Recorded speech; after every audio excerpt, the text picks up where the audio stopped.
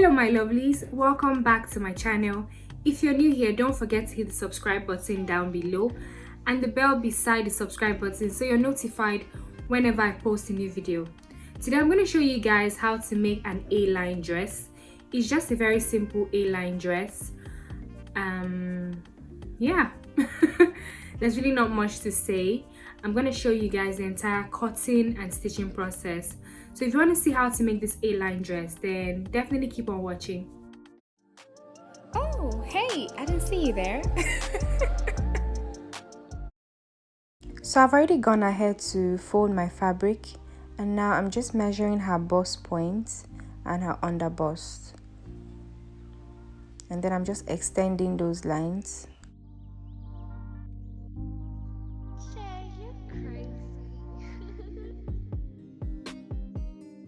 And now I'm measuring her hip line.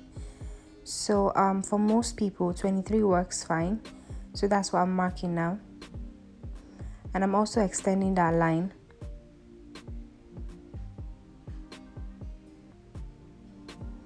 Now I'm marking the length of the gown.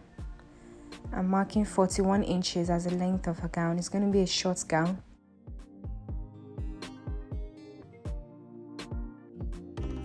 Now I'm just dividing her bust measurement by 4, and I'm placing that on the bust line, so I can, on the bust point line rather, so I can mark that measurement.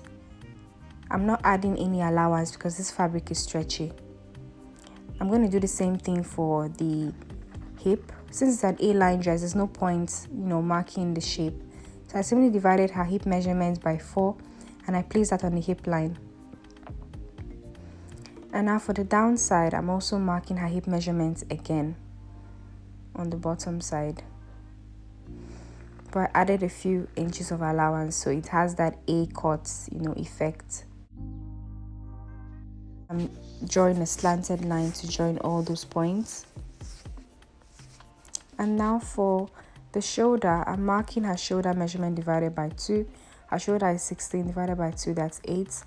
And then I'm adding 1 inch allowance. And now from the shoulder, I'm marking 8 inches, which is from her shoulder to her armhole. And then I'm connecting, the previous line to that armhole line, and then drawing a curve from the armhole line to meet the shoulder allowance. Now you can decide to make your A-line dress as wide as possible. It's really up to you. You can decide to make it a narrow A-line or a very wide A-line dress. Basically, if I'm using a thick fabric like this, I don't like the A-line to be too wide because it looks weird. But if I was using a chiffon fabric, then I would definitely make it very wide so it just flows down. Now I just folded another piece of fabric, and I've taken the front bit and I'm placing it on this piece of fabric so I can actually cut my back piece. Now for the back piece, I'm just cutting the same thing with the front. The only difference is that the center back has a bit of allowance where a zipper could be, but in this case I'm not putting a zipper, but it still makes sense to have that center back allowance. Now I'm just replicating those lines on the back that were on the front, so I can simply mark that back, like mark the line I'm going to use to sew the back.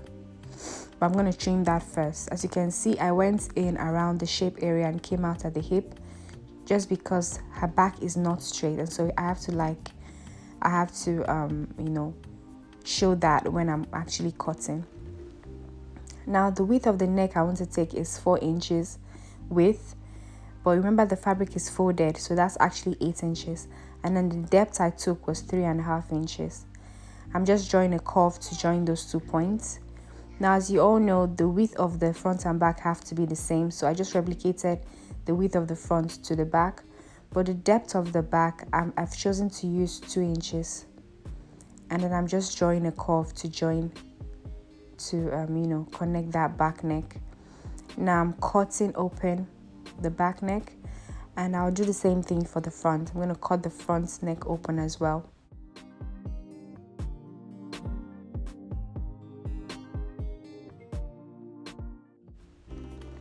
And once I'm done with that, I'm just slanting, cutting my shoulder to give that shoulder slant. Now moving on to my sleeve, I just folded my fabric into two, and then I'm just taking the length of the sleeve to be 11 inches. It's a short sleeve.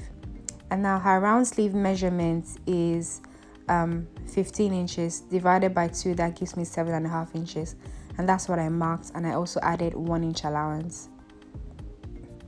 For the bottom part of the sleeve, I'm taking 13 inches divided by 2, that's 6.5, and then I'm adding 1 inch allowance. Now I'm drawing a slanted line to join both points and a curve to join the top part of the sleeve.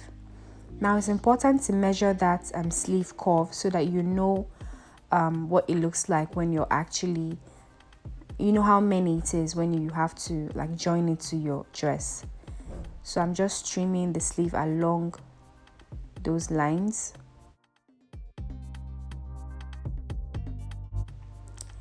Now moving on to my sewing machine, I'm joining the two back pieces together. You know, I already marked dotted lines, and that's what I'm following to join the two back pieces together. And this is what it looks like when we've joined both pieces. Now I'm taking the front piece, placing it right sides facing to the back, and then I'm joining them at the shoulder, leaving about 1/2 inch allowance.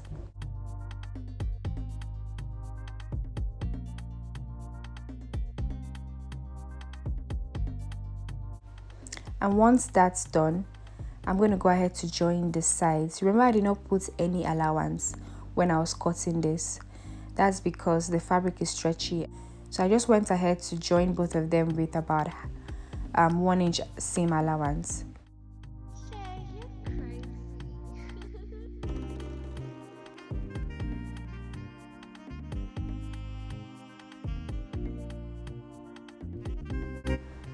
Now to cut my sleeve, I'm simply placing half of her shoulder measurement, which is 8 inches, at the center. Then I'm marking the 0 point by the left and the 16 mark by the right.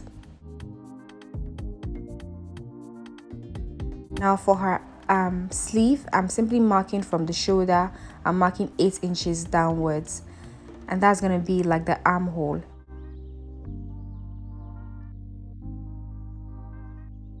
Now I'm going to draw a curve to join both points, the shoulder and the armhole. And now I'm trimming that curve open, folding the fabric or folding the dress, and then using the first one I trimmed to trim the second one.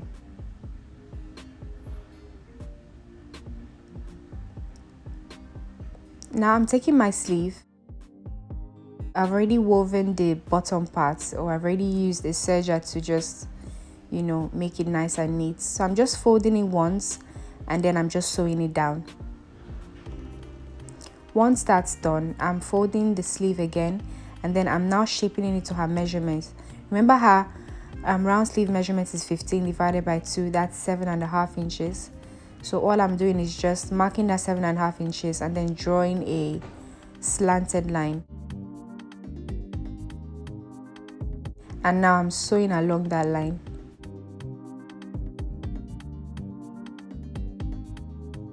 And now I'm going to go ahead and attach my sleeve to the dress. I'm going to make sure that the seams align, and then once those seams align, I'm going to start from there and I'm going to sew the sleeve to the dress all the way around. And that's my sleeve done. I'll do the same thing for the other side.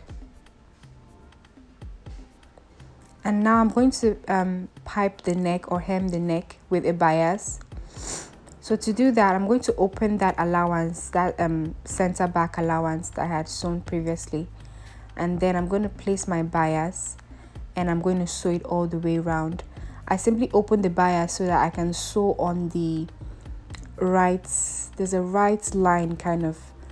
There's a line that you can see on the bias once you open it. So I'm sewing on the right part. There's a left part and there's a right part. So I'm sewing on the right part first, and then I place the bias right sides facing with my fabric. Now once I've done that, I'm going to go ahead to turn to the back side of my dress, and then I'm going to fold the bias inwardly, and then I'm also going to sew it all the way around. You can decide to actually fold your bias outwardly, but to do that you have to start the sewing from the wrong side of your dress. Unlike in this case that I started the sewing from the right side of my dress, you can start the sewing from the wrong side and then turn it outwardly, but that was not the look I was going for this dress. But this is what it looks like once I've done the bias. Thanks for watching, guys.